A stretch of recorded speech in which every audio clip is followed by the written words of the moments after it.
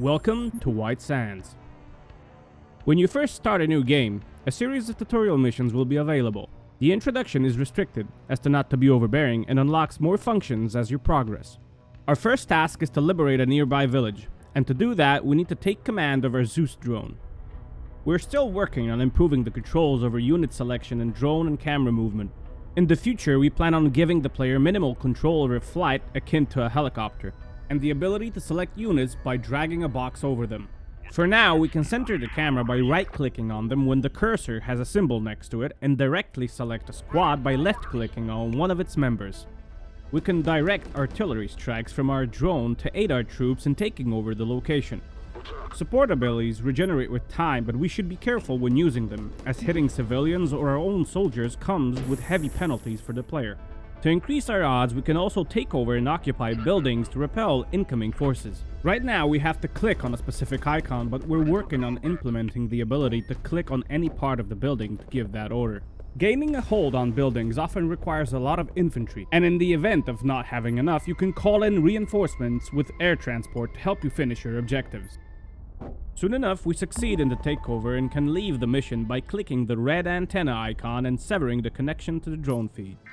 More missions become available in time based on a few factors. Those are influence level and security of the zone, control of the zone station, finishing other missions, and choices made during events.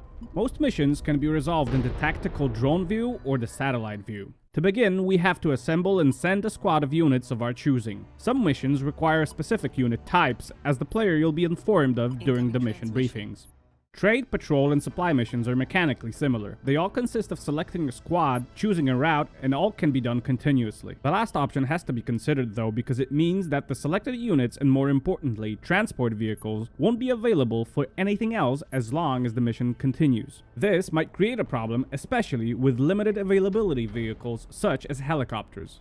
Trade posts can be sent out between 5 AM and 8 PM. We select a trader unit and a trader vehicle for the squad. After reaching the destination, the traders set up a post, and every minute that passes by increases the popularity and influence of the Union. Patrols increase the zone's security, and the distance traveled directly influences the security level. They can and most likely will be attacked in ambushes or stumble upon contaminated areas. Similarly to trade routes, supply convoys can be sent at specific times from the location supplying resources, usually your main base, and later in the game any of your other bases. Here, we pick out what we want to transport alongside the usual squad and vehicle selection. These are very important as you can't develop and build new bases without resources.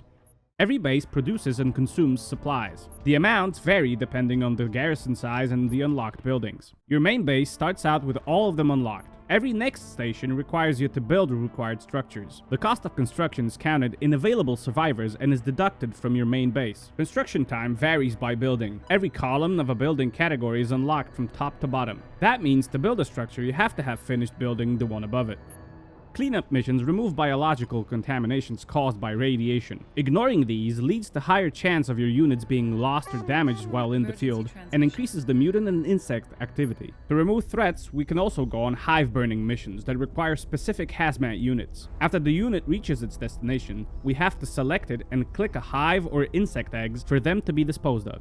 Events are generated based on previous tasks. They're entirely text-based, with a choice that will influence other events and missions, while often resulting in a loss or gain of resources like water, food, medicine, or survivors.